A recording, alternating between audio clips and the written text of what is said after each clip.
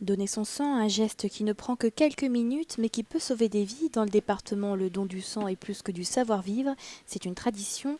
Jean-Paul vient tous les 2 mois et pour Jacques, c'est bientôt son 100e don. C'est très important, on en a tous besoin. Peut-être un jour, on en aura peut-être besoin. Il y en a d'autres qui donnent pour nous, quoi. J'ai toujours donné. Je sais que c'est utile, ça peut servir à soigner les gens, bien sûr. Alors je vais commencer à 20 ans, puis je continue. Puis arriver à mon 100e don bientôt.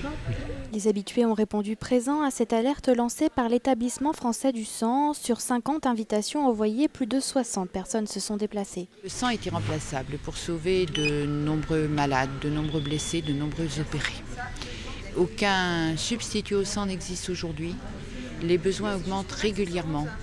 Donc nous avons besoin des donneurs de sang. Une mobilisation qui fait du département de l'Indre le bon élève de la région Centre.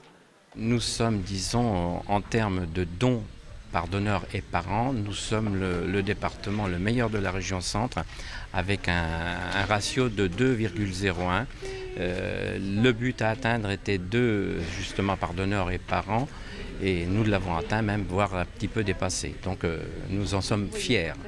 À l'approche des fêtes de Noël, les donneurs doivent se mobiliser encore et toujours pour aider les malades qui en ont besoin, car le don du sang, c'est tout au long de l'année.